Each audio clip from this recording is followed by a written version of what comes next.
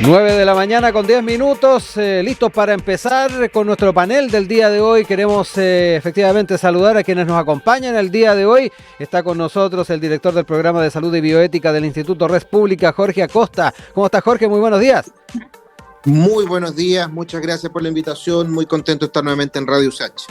Y también saludamos a quien nos va a acompañar esta mañana, ex vicepresidente del Partido Socialista, ex concejal además de la comuna de La Granja, Juan Valdés. Lo saludamos. ¿Cómo está, Juan? Muy buen día. Hola, ¿cómo están ustedes? Buen día. Aquí estamos con este clima medio raro nomás, que no sabe si vamos a tener frío o calor, pero estamos aquí con harta energía para día viernes. Sí, de todas maneras, ¿eh? Además con esta semana que fue distinta en lo que tiene que ver con la cantidad de días laborales y algo que también, como mencionabas tú, Juan, el tiempo no nos ha acompañado, ahí las delegaciones de los Juegos Panamericanos las han estado sufriendo en carne propia, además. Antes de irnos a nuestros temas propuestos para el día de hoy, yo también quería plantearles, como es tradicional, nuestro tema del día para que podamos también motivar a quienes nos siguen en las redes sociales y nos escriben en nuestro WhatsApp y quedarnos con esta alerta de seguridad de la Embajada de Estados Unidos en Chile respecto a las alzas de robos a turistas en el puerto, también en la ciudad de Jardín y particularmente estas recomendaciones que se hacen efectivamente para evitar estos robos. Queremos saber, estamos preguntando a nuestra audiencia cuán justificada está esta alerta y efectivamente en la experiencia de cada uno si se da una situación como la que se está dando cuenta por parte de la embajada estadounidense. Jorge, me quedo contigo para comenzar. No sé cuál es tu visión respecto a este tema, tu paso en estos días o en los últimos meses por Valparaíso, Viña, ¿te da la impresión de que se justifica una alerta de estas características?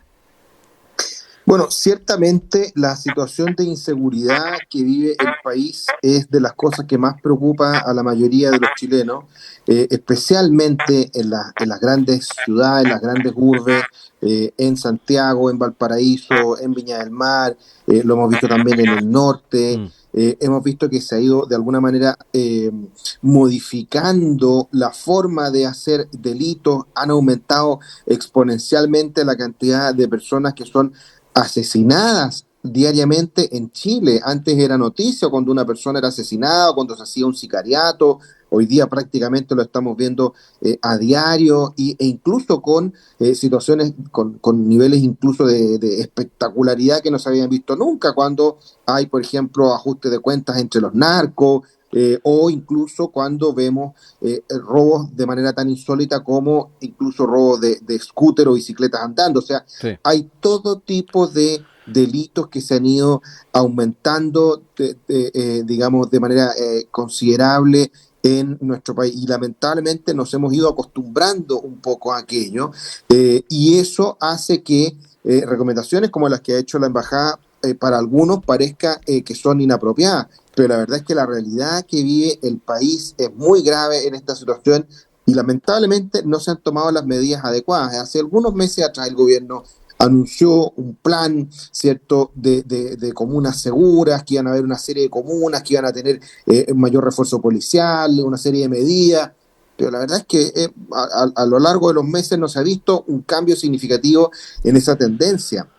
Por lo tanto, lo que sucede con la embajada es que simplemente está constatando un hecho en el cual se describe, ¿cierto?, que lamentablemente los ciudadanos de bien, los chilenos de bien, están presos de la delincuencia, del narcotráfico, de la violencia, y yo creo que uno de los ejemplos emblemáticos ha sido lamentablemente lo que ha sucedido en Valparaíso. Valparaíso es una ciudad que está absolutamente abandonada, sucia, que está mal mantenida, que no es lo que era antes, que habla de una administración municipal que se ha dedicado a cualquier cosa menos a mantener una ciudad que sea un verdadero orgullo y patrimonio de la humanidad. Es bastante triste la situación que está en Valparaíso, y es de esperar que esto, más que respuesta para la galería como la que ha dado el alcalde, genere, ¿cierto?, una reflexión de cómo hacer las cosas bien a tan solo 2 años, sí, de que termine su gestión.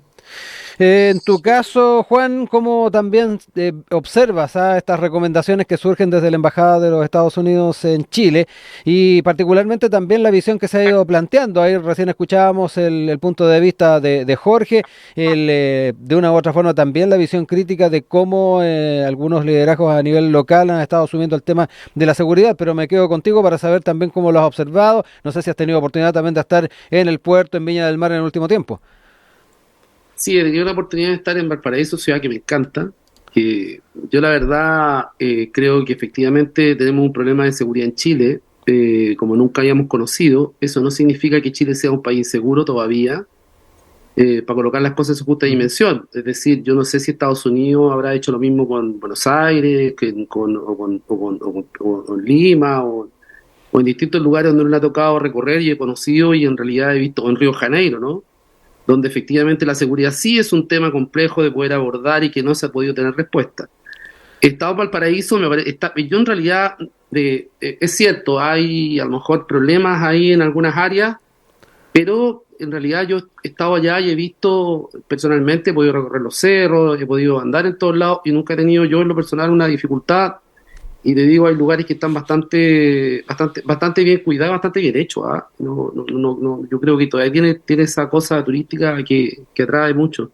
El puerto amarra como el hambre, dice la canción, ¿no? Pero, claro, no porque estemos mejor que el resto de países o el resto de las ciudades de Latinoamérica tenemos que quedarnos tranquilos. Efectivamente hay que construir un plan del gobierno, hay que tener una propuesta, espero yo, pronta, para poder abordar los temas de seguridad en el puerto y en todos lados de Chile que se han estado trabajando y que ahí en realidad hay un déficit de la política, porque más allá de las propuestas y todo lo demás que han existido, en general ha habido de uno u otro lado cuestionamiento y tironeo y finalmente uno siente y la ciudadanía siente que se construye un debate, se arma se arma un gran incendio, una gran prioridad el tema de la seguridad y finalmente las medidas entre distintos actores políticos las van neteando, las van parando, no se logran establecer ni construir propuestas de seguridad que sean más serias. Me refiero especialmente, por ejemplo, como bien decía Jorge, en Chile hoy día hay criminalidad que uno no conocía, no estábamos acostumbrados, no conocíamos, ¿ah?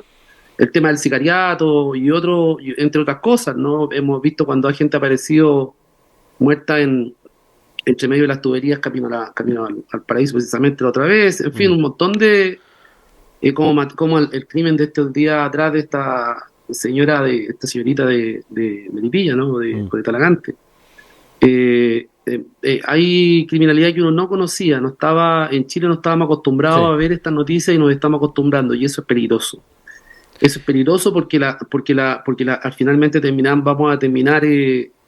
podemos llegar a terminar por normalizar situaciones que no son normales en una sociedad que en Chile al menos nunca han sido normales y que se deben tomar medidas. Hoy día hemos visto cómo se está ingresando fentanilo al país a través de la frontera. Nosotros tenemos fronteras que no son ningún gobierno las ha podido controlar bien, nadie.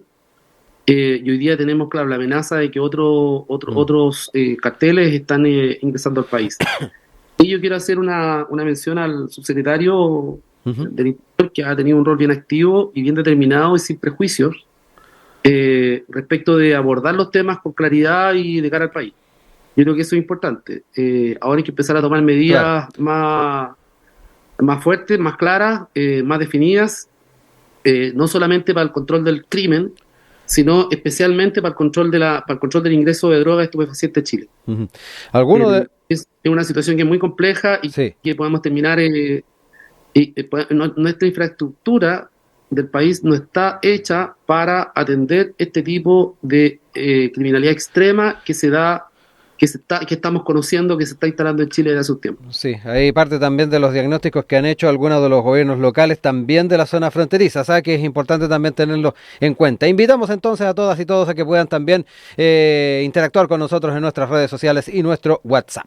Nos vamos a los temas propuestos, seguimos ahí con atención lo que se está viviendo en la región de Atacama con las movilizaciones, ya cumplen 60 días de paralización, los docentes están acusando malas condiciones condiciones de infraestructura, es parte de lo que se ha estado señalando. En ese sentido también han ido surgiendo voces desde el magisterio. Por ejemplo, el presidente del Colegio de Profesores de Atacama, Carlos Rodríguez, se refirió a las negociaciones en medio de estas movilizaciones y señaló en una entrevista radial que no están las condiciones para volver a clases porque no había nada nuevo. El Mineduc tenía previsto el retorno a las aulas este jueves. Al no haber nada concreto en los establecimientos, la respuesta era obvia: no podemos volver en las condiciones que ya salimos hace 59 días. Es parte de lo planteado. Aparecieron cifras, dicen, aparecieron fechas, algunos trabajos ya están en desarrollo, aparecen en la mesa 1.700 millones de pesos que desconocíamos. En ese sentido dijo que hay elementos concretos sobre la mesa para visualizar en el corto plazo una salida o vuelta a clases, pero todavía falta. Es parte de lo que ha señalado el presidente del gremio en Atacama. Por su parte, su par en la región metropolitana, que también ha estado bien atento a aquello, Mario Aguilar, apuntó principalmente a quienes están dando cuenta o actuando en esta crisis, lo que tiene que ver con las subsecretarías, las autoridades de educación en las zonas. Mario Aguilar dijo que pidió al presidente Boric que intervenga en la problemática, acusó a los subalternos, ministros, subsecretarias, autoridades regionales que no han sido capaces de resolver este problema. Quiero entrar en esta temática, Jorge, parto contigo porque llevamos varios días, una situación que además ha traído consigo no solamente las dificultades en la zona, sino que además el poner en un compás de duda el rol y el trabajo que se han desarrollado por parte de los servicios locales de educación. Te dejo la palabra.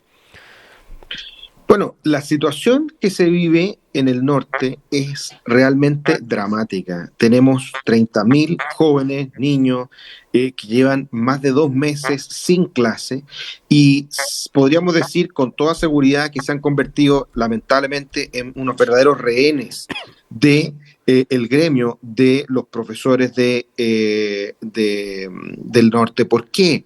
Porque cuando hemos visto que durante más de 2 años hemos tenido intermitencias producto del COVID, cuando hemos tenido muchas clases telemáticas que la mayor parte de las veces ni siquiera son efectivas, cuando hemos visto que había un colegio de profesores que a nivel nacional exigía que fueran los primeros en vacunarse, pero fueron los últimos en incorporarse a clase, cuando vemos que los resultados en educación han sido los peores desde que hay registro, cuando el propio ministro de Educación el día domingo en Tolerancia Cero reconoce que hoy la educación está peor que hace 20 años, no podemos seguir dándonos el lujo de perder clase y de tener a los niños como verdaderos rehenes de los intereses gremiales. Hay una situación dura, difícil, crítica, sin duda que se vive en muchos establecimientos educacionales, pero sin duda que es más duro y más difícil para generaciones completas de estudiantes que van a tener muchas brechas educativas producto de que han sido utilizados como carne de cañón. Lo que deberíamos hacer en Chile es partir con un mínimo, un acuerdo que sea absolutamente transversal, de no perder un día de clases más. Bajo ninguna circunstancia, por ningún contexto, no perder un día de clase y al mismo tiempo avanzar seria y decididamente en una verdadera reforma educacional que permita que tengamos una educación pública de primer nivel. Es súper triste ver casos como el del Instituto Nacional o los liceos emblemáticos donde yo estudié y que hoy día ya no brilla por tener buenos resultados, sino que brilla por por digamos una serie de desórdenes, de desmanes, e incluso salen en redes sociales videos donde se dedican a cortarse el pelo y a depilarse antes de estar aprendiendo. Al contrario, tenemos buenas políticas públicas, como por ejemplo los liceos bicentenarios, que han venido a suplir esta digamos, mala performance que han tenido los liceos emblemáticos y demuestran que la educación pública puede ser de calidad, pero siempre y cuando se alineen los directores, los profesores, los papás y los alumnos en pos de un solo objetivo, que es que los niños puedan aprender. Alguna vez los ideólogos de la reforma del gobierno de Bachelet, que son el presidente Boric, el ministro Cataldo, la ministra Vallejo, el encargado del segundo piso Crispi, dijeron que el gran problema en Chile era el lucro, era el copago, era la selección, era la municipalización, era digamos, el problema era la educación superior. Bueno, se hicieron todas las reformas que ellos quisieron, todas y cada una, y vemos que ellos mismos reconocen que la calidad de la educación es la peor que existe en los últimos 20 años. Entonces, ahora que están en gobierno, deberían hacerse cargo de corregir aquellas cosas que hay que corregir, de terminar con una mala reforma educacional que fue la reforma de la presidenta Bachelet, y al mismo tiempo evaluar muy bien si que efectivamente los servicios locales de educación son la respuesta que los niños de Chile necesitan, porque hoy día los que están pagando el pato son ellos con su educación, con generaciones completas que lamentablemente van a estar sumidas en una educación de mala calidad que los va a acompañar por el resto de su vida. Juan, también me interesa saber cómo enfocas este tema. Sabemos que hay preocupación en la zona, y ahí lo decía también Jorge, respecto a las trayectorias educativas de cada uno de estos estudiantes, que muchos dirán, además, nos encontramos con esas brechas que se abrieron en el marco de la pandemia y que con más paralizaciones obviamente puede traer consigo más dificultades. Sin embargo, también desde la perspectiva del magisterio está la crítica en cuanto a la administración, la crítica en la forma en que han asumido el rol los servicios locales de educación, y en algunas visiones también surge la crítica respecto al cariz de la reforma educacional llevada adelante en el gobierno de la presidenta Bachelet. Estás muteado, Juan, a ver si podemos ahí desmutear el audio para... Ahí sí. Sí, ahí sí, bueno, perfecto. Yo sí comparto con Jorge en algo, que tenemos un sistema educacional en crisis hace rato. Pero también quiero decir lo siguiente, yo vengo del mundo municipal, yo toda la vida he trabajado en municipalidades, fui concejal 4 periodos en la comuna de La Granja, mi hermana es profesora, he visto la cuestión desde ambos lados de la medalla, ¿no? Y quiero decir primero de que nosotros tenemos un problema grave en el sistema educacional chileno y tiene que ver con mirar esto con la educación como un bien de consumo, como dijo Piñera en su año, ¿no?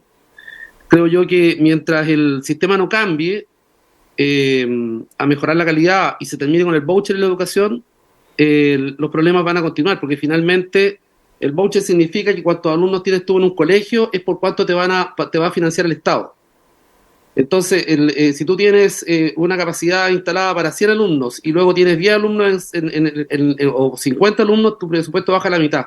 Eso significa que tus costos de mantenimiento no los vas a poder ajustar.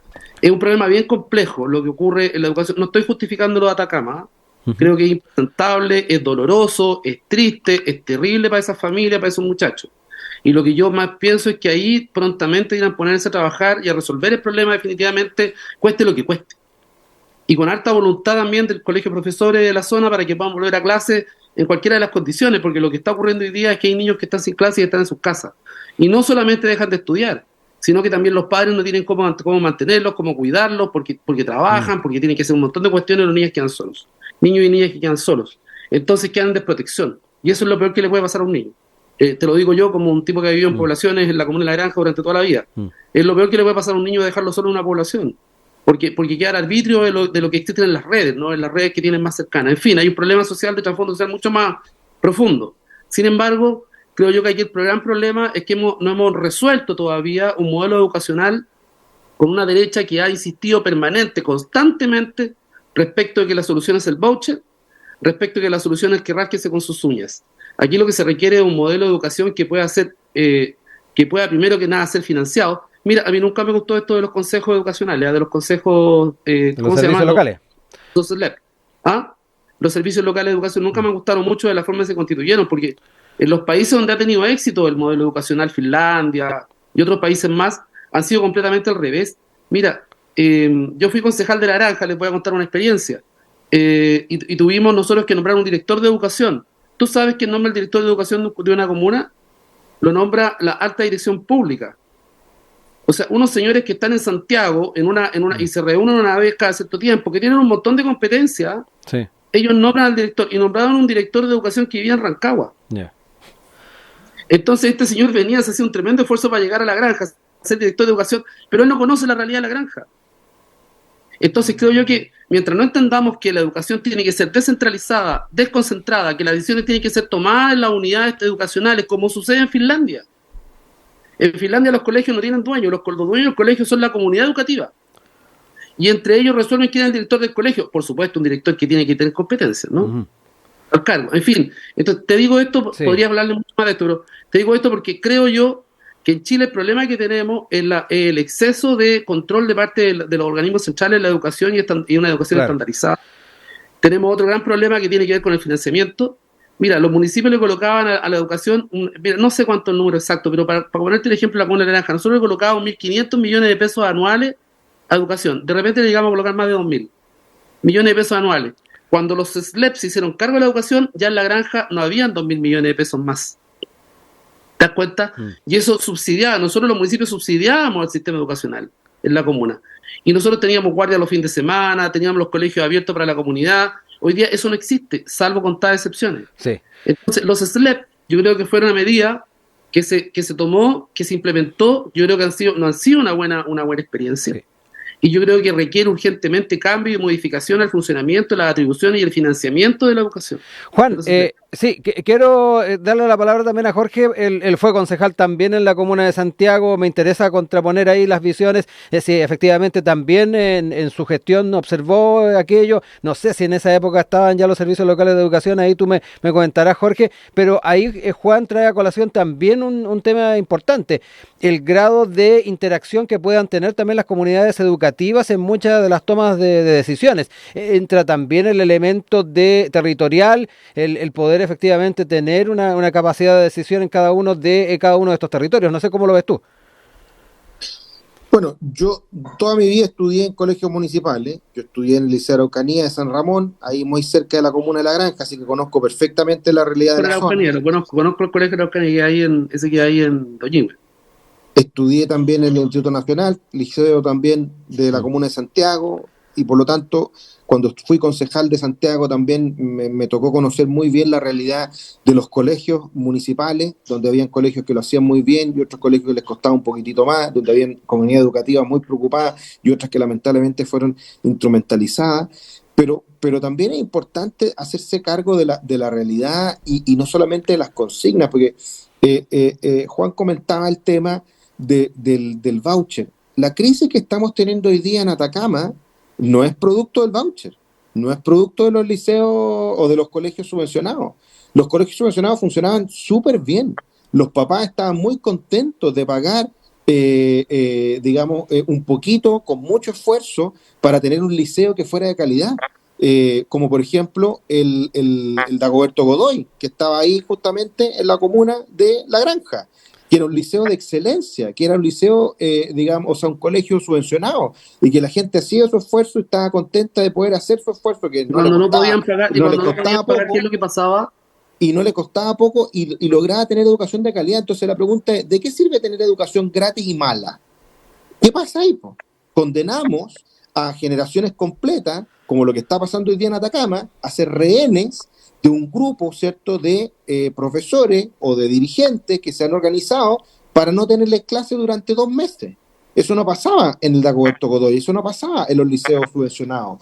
Entonces, de alguna manera, echarle la culpa a los liceos, a los colegios subvencionados o al voucher, que sí ha funcionado en países como los que tú mencionabas, Juan, son los países nórdicos. Lo que hay, entre otras cosas, es efectivamente una subvención para las comunidades, y subvención para las comunidades para que ellos mismos se organicen y ellos mismos puedan sacar adelante sus colegios. En el tema de salud también es así. En el tema de salud, por ejemplo, en Holanda, tú tienes una serie de instituciones que son privadas y que entregan atención de salud con recursos estatales. Aquí lo que importa no es si es que es estatal o si es privado o si es de la organización de la sociedad civil. Lo que importa es que haga su pega y que la haga bien, porque de lo que estamos hablando es de los niños, de su futuro y de su educación. Entonces, para eso es fundamental que podamos ver cuáles son las soluciones que funcionan y cuáles son las que no. Yo soy hijo de la educación pública, pero de educación pública de calidad, y ojalá pudiéramos esa educación pública de calidad entregársela a todos los niños de Chile y no por visiones ideológicas tenerlos como rehenes sin clase durante tanto tiempo. Juan, para cerrar el tema, te dejo la palabra. Hoy sí, 2 cosas. La primera, el colegio de Dagoberto Godoy, una vez que la gente no podía pagar, lo echaban del colegio. Así de simple. Entonces no es tan así como tú dices que era todo piel sobre hojuelas. Efectivamente tenían algunos resultados educacionales, pero también sobre la base del colador, ¿no? De señalar quién puede estar en ese colegio y quién no puede estar en ese colegio. Segunda cosa, yo no tengo problema con los privados. Puede haber inversión privada, pero lo que ha sucedido, como tú dices, en Holanda, hay un estándar de cobros. No, está regulado el cobro y el Estado paga un seguro y tú pagas un seguro. Y ese seguro te cubre tanto en lo privado como en lo público, no hay distinción, pero los pagos son los mismos. En Chile no es así.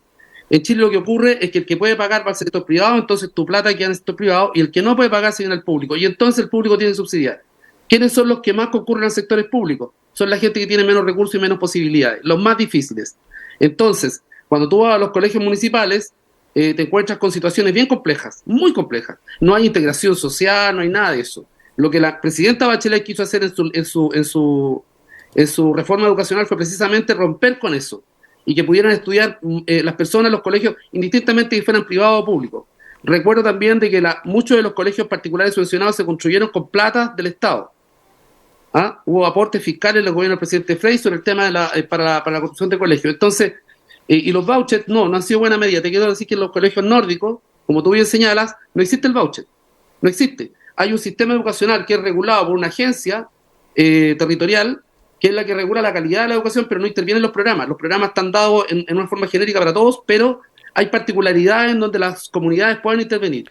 Y sus directores, su comunidad elige a sus directores, en base a competencia, con estudios, y otro tema más que también es importante. Mira, en Chile los profesores no reciben capacitación del Estado. No pueden, si quieren acceder a un tipo de, por ejemplo, si quieren a un magíster o a una capacitación fuera del país, tienen que pagarla a ellos. Y dime tú entonces, mi hermana, yo no voy a decir mi hermana que no me rete, pero los profesores en Chile ganan muy poco sueldo. ¿Cuánto gana un profesor en Santiago Centro promedio? Gana 1 millón de pesos. Lo que para uno puede decir, claro, para un trabajador medio en Chile gana 600.000, 1 millón de pesos puede sonar harto, pero no es tanto para el nivel de trabajo que tiene un profesor y responsabilidad. Y también debiera tener un sistema del Estado de acompañamiento en la capacitación y el mejoramiento de sus habilidades y comprensiones para poder educar mejor. Entonces, y en el sistema privado también existe algo bien particular, porque hasta antes de la reforma educacional no existía la seguridad laboral para los profesores de los colegios. Y también te quiero decir, colegios particulares subvencionados que cobran 150.000 pesos mensuales, a los profesores les pagan 800 lucas al mes. Y 900, y los conozco de cerca. Entonces, el modelo, si sigue siendo por voucher y competencia y por utilidad, a pesar de estas corporaciones que se han formado, va a seguir siendo un fracaso. Lo que tenemos que hacer es cambiar el modelo. Y lo que tienen que hacer efectivamente, alguna vez tenemos que mirar por los niños, mirar por la educación al mediano y largo plazo. Eso es lo que yo quiero decir. Sí. Yo no tengo ningún complejo con los privados, la participación en lo público. Ningún complejo. Pero no puede ser que establezcamos la competencia como un mérito, la competencia económica, de capacidad, ¿no? No de inteligencia, y la segregación de capacidad e inteligencia como un mecanismo para poder mejorar la educación, porque eso es un fracaso completo para la sociedad. 9 de la mañana con 41 minutos, estamos de regreso en nuestro panel del día de hoy, en esta oportunidad junto al ex vicepresidente del PS, ex concejal además de la comuna de La Granja, Juan Valdés, y el director del programa de salud y bioética del Instituto Res Pública, Jorge Acosta.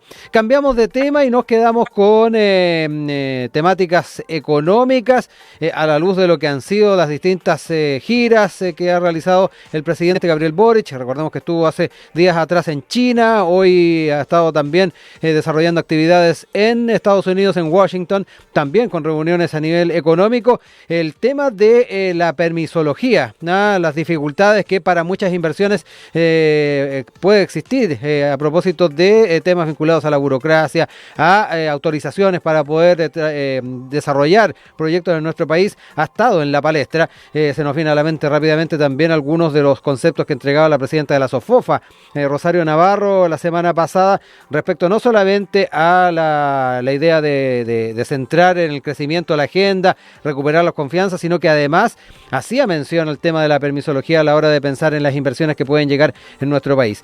Frente a ello, desde el Ministerio de Economía, el ministro Nicolás Grau dio claves respecto a lo que va a ser este proyecto esperado del gobierno, que promete presentar antes de fin de año para hacer frente a aquello. Señaló el ministro que la reforma contempla una gobernanza que coordine toda la tramitación sectorial. Por ejemplo, se ha planteado estandarizar tipos de permisos sectoriales y sus procesos de tramitación, reducir los tiempos en los procedimientos, alcanzar un mejor equilibrio entre el nivel de atención previa del Estado y el riesgo de cada proyecto. Parte de lo que estaría contemplado, que dio a conocer además estas claves en un seminario de CLAPES UC y que queremos también traer a la palestra para poder conversar el día de hoy. Juan, parto contigo ahora para poder entrar en este tema. Se ha estado tomando en serio aquello por parte del Ejecutivo, ha sido también parte del diagnóstico hecho desde el mundo empresarial. ¿Cómo ves también los pasos que se están dando en esta línea?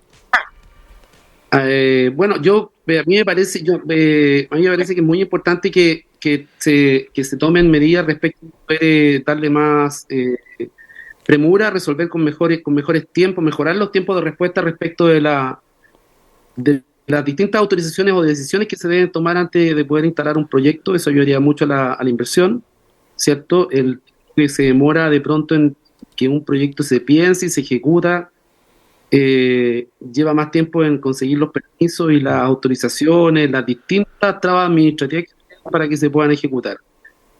Y eso en todo tipo en ámbito de cosas. Yo les quiero contar que desde el punto de vista municipal, para poder ejecutar un proyecto, de repente se demoran meses y años, y eso también es inversión pública, pero es inversión. Yo estoy pensando básicamente cuando nosotros en La Granja hemos hecho paseos peatonales, construir alguna calle, la cantidad de permisos y normas que se deben cumplir, en realidad, que se cumplen, pero que el tiempo que se demora en aprobarse esos proyectos es demasiado tiempo respecto de la inversión. Entonces, esto afecta mucho, y yo lo entiendo perfectamente, porque cuando tú piensas un proyecto y lo valoras, lo tasas y dices esto cuesta 100, cuando después pasan de 6 meses, 1 año, 2 años, ya no cuesta 100, claro, cuesta 130, 140.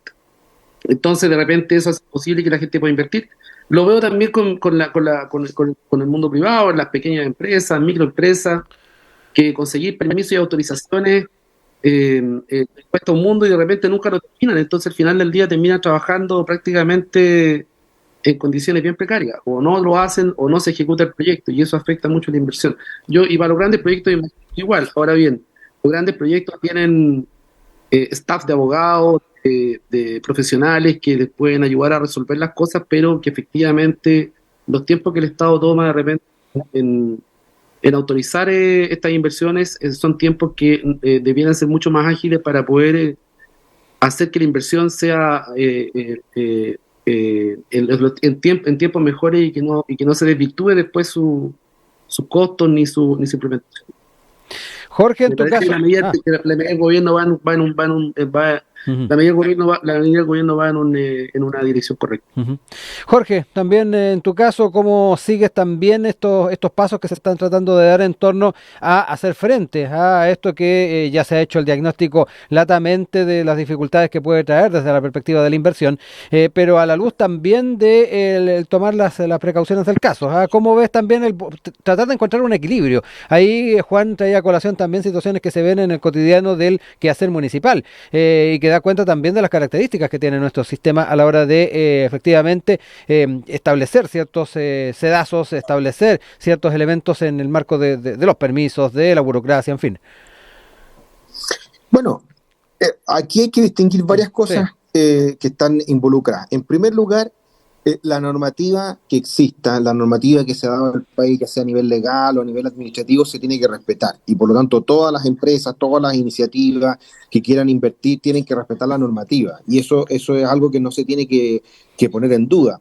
Pero por otro lado, tampoco tiene que haber normativa excesiva o una cierta como ritualidad que existe, por ejemplo, en algunos servicios que hacen que finalmente el poder invertir en Chile sea absolutamente difícil. Tanto es así que ha sido este propio gobierno, el ministro de Hacienda, que ha dicho, cierto, que la situación de lo que se ha denominado como la permisología es realmente dramática, realmente, digamos, está haciendo un verdadero desincentivo a la inversión. Empresas que han tenido que estar años tramitando una serie de permisos para poder hacer una inversión. Y pensemos en cosas no tan a gran escala. Una persona que quiere poner un café en La Granja, en Santiago, en cualquier lado, tiene que tener autorización de la Ceremi, tiene que tener la patente municipal, tiene que tener los planos validados por la dirección de obras, tiene que tener un montón de permisos que muchas veces demoran meses en simplemente darle un visto bueno a una situación que funciona. ¿Cómo lo hacen otros países? Presumen, cierto, la buena fe de las personas y dice, mira, si usted dice que cumple todas las cosas, que tienen que estar en la normativa, parta nomás trabajando, parta con su emprendimiento y en algún momento, de aquí a 1 año, 2 años, cuando podamos ir, lo vamos a ir a chequear y lo vamos a revisar. Claro. Si funciona, está perfecto y sigue funcionando sin problema. Y si no funciona, bueno, le clausuran el local, le cierran la patente, no lo dejan sacar nunca más, pero esto de que haya una revisión previa, sin duda que está pensado en lógicas decimonónicas, digamos, o sea, de varios siglos atrás, donde tiene que haber primero una certificación estatal de que la cosa funciona para luego ponerse en práctica. Esto perfectamente podría ser al revés si cambiáramos la cultura desde la desconfianza en la confianza de las personas. Y aquellos que se salen de la norma, bueno, tendrán que pagar como corresponde. Pero ese tipo de iniciativas podrían ser consideradas. O como lo que mencionaba también el ex ministro de Hacienda del gobierno anterior, el ex ministro Larraín, cuando decía, oye, tengamos también una variación que tiene que ver con digamos, con que si hay un silencio de las instituciones estatales y no responden en un plazo determinado, bueno, se entiende por aprobado, porque no fue el Estado el que pudo a tiempo hacerse cargo de hacer la revisión que tenía que hacer, y de nuevo, más adelante, cuando se revise y se cerciore, tendrá que tomarse las medidas digamos, adecuadas si es que, y correspondientes si es que aprueba o no aprueba la evaluación y la certificación. Pero esta lógica es brutal. Y te doy un ejemplo. Para la pandemia, yo me tocó estar trabajando en la subsecretaría de redes asistenciales. En marzo del 2021 sabíamos que eso nos venía la etapa más difícil del COVID y teníamos que sacar adelante, del 2020, perdón, y teníamos que sacar adelante los hospitales que estaban listos, como por ejemplo el Hospital Félix Bulnes, que está aquí en la comuna de Cerro Navia. El hospital estaba listo para recibir a las personas que lo necesitaran y no se podía entregar porque faltaba una patente, un certificado municipal de la dirección de obra. Estuvimos semanas gestionando para que pudiéramos sacarlo adelante, pero si no hubiésemos hecho nada, podría haber estado perfectamente 8 meses detenido en su hospital y no hubiera estado disponible para la peor etapa de la pandemia. Cuando estamos hablando de ese tipo de cosas, del servicio extraordinario que puede dar un hospital moderno, de primer nivel, y que no está entregado simplemente por trámites burocráticos, sin duda que también genera un daño para las personas. Esa es la cultura que hay que cambiar hacia una cultura que esté centrada en resolver los problemas de las personas y no generar un problema adicional. Juan, quedémonos con esa figura, ese concepto, el de la cultura también, algo que al menos ahí lo que nos plantea Jorge, tal vez a muchos le hace sentido por la experiencia personal, está muy arraigado además en lo que es la característica de la gestión de distintas instituciones en nuestro país. Efectivamente, pasar distintos sedazos que de una u otra forma van ralentizando y que, como decía Jorge, también está muy inmerso en la cultura. Sí, mira, yo no lo veo tan mal en alguna parte. Yo creo que Chile es un país bastante seguro, en las construcciones, salvo el caso de Viña del Mar con Concón, ¿no? Pero en general Chile es un país bastante seguro y tiene que ver también con las definiciones que hemos tomado para la estructura de trámite y de requisitos que se tienen para ciertas inversiones. Yo estoy de acuerdo, si tú tienes un negocio, un almacén o un café, como dice Jorge, u otro tipo de características que estén categorizadas, yo creo que es bueno que se les pueda dar que puedan ellos empezar a operar en el entretanto que se les apruebe su tramitación para que no pierdan el momento de la inversión, ¿no? Yo lo he visto varias veces en la granja con amigos míos que han estado cerrados 6 meses, personas conocidas mías 6 meses porque no tienen el permiso de salud, porque no tienen la patente municipal o la autorización de obras. Sin perjuicio que ellos podrían haber funcionado esos 6 meses y podrían al séptimo haber llegado a hacer la fiscalización. Eso no me parece una de las medidas que se pueden tomar, pero tiene que estar categorizado. Porque no es lo mismo un café que un taller de mueblería como los que tenemos en la granja, que de repente terminan incendiándose, producto de la falta de infraestructura o la inadecuada infraestructura, y terminan quemando 3-4 casas. O construcciones como las de un edificio que terminan después con los tremendos problemas que tienen ahí de la mala construcción, ¿no? Yo creo que eso sí tiene que ser visto con forma previa y tienen que también apegarse muy, muy exigido a la norma porque tiene que ver con la seguridad de las vidas de las personas. Pero yo comparto que hay comparto eso y creo que sí lo que tenemos que ir viendo también por la razón que Chile tiene hoy día seguridad en las construcciones, seguridad en los proyectos, en que no siempre o no nos suceden tragedias tan fuertes como las que han ocurrido en otros países, de repente y uno lo ve, es que es también parte de esta cultura de tener de precavido, pero no podemos exagerar la nota tampoco. Yo entiendo que tenemos que tener ciertas flexibilidades para que se puedan hacer las inversiones sin perder de vista el cumplimiento de las normas que le dan seguridad a las personas, digamos, al momento de poder, porque finalmente todas las inversiones son ocupadas, habitan, transitan, trabajan personas, ¿no? Entonces tenemos que también tener la seguridad de que estas inversiones no van a provocar daño a los terceros, no van a tener problemas medioambientales, ¿cierto? De los cuales todos hemos sido parte de la discusión, del cuidado del medio ambiente, un medio ambiente que sea sostenible en el tiempo y que sea también una inversión sostenible en el tiempo con los cuidados ambientales que se requieren. Jorge, para ir cerrando ya el panel del día de hoy, te dejo la palabra, ir cerrando las ideas. No solamente reafirmar que son cosas que se pueden complementar. Sin duda que es importante tener la seguridad, que es importante tener el resguardo del medio ambiente, que es importante tener el resguardo de la normativa. Eso no es opción, tiene que estar. Pero también tiene que estar, digamos, una responsabilidad del Estado de cumplir con su labor en tiempo y forma. Porque lo mismo que pasaba, lo conversábamos en educación, ¿de qué sirve tener escuelas gratuitas si no hacen clase? ¿De qué sirve tener escuelas gratuitas si tienen educación de mala calidad? Mencionaba Juan el tema del acuerdo Godoy, no, es que cuando no tenían plata los echaban. Bueno, pero entonces lo que tiene que hacer el Estado es entregarle la plata a las familias que no pueden pagar. Aquí el Estado tiene que ponerse con, digamos, un trabajo con una convicción de estar absolutamente siempre contra el tiempo, de que mientras más rápido se le pueda resolver el problema a las personas que están pidiendo un permiso, mejor. Alguna celeridad. ¿Cuántos de los que nos están escuchando también han tenido su emprendimiento, su negocito, su café, su restaurante? Y les ha costado meses y meses y meses en que han tenido que pagar arriendo, muchas veces incluso han tenido que pagar, invertir una cantidad de plata enorme en poder tener, los muebles, los refrigeradores, incluso muchas veces pagar a personal, pagar contador, pagar una serie de cosas y todavía no han podido abrir para atender ni siquiera un solo día y han tenido que invertir un montón de plata. Y ven que en el Estado que se encuentran con una cierta desafección de algunos funcionarios o del sistema que le dicen, no, es que sabe qué tiene que esperar. O si no, solamente le pueden acelerar el trámite si tienen algún amigo, algún conocido, algún contacto, a poder acelerar el trámite, si no tienen que pasar meses y meses y meses esperando. Y si eso lo multiplicamos por todos los chilenos que están tratando de sacar un emprendimiento, uno también entiende por qué hay tantas personas que muchas veces lo hacen de manera informal, sin pagar patentes, sin sacar permiso, porque hay un incentivo, digamos, a que esto no sea fácil. Hay que tratar de avanzar hacia el trámite fácil, centrado en las personas y que el Estado sea alguien que ayude a las personas y no alguien que desincentive la inversión y el emprendimiento. No me queda más que agradecerle a Juan Valdés, a Jorge Acosta que nos acompañaron en este panel de día viernes. Muchas gracias, un gran abrazo a ambos y nos estamos reencontrando a futuro en un nuevo panel. Gracias a ti, Rodrigo. Chao, Juan, que estén muy bien. Rodrigo, chao, Jorge, que estén bien. Chao, que les vaya muy bien. Buen fin de semana a todos y todos. Igualmente.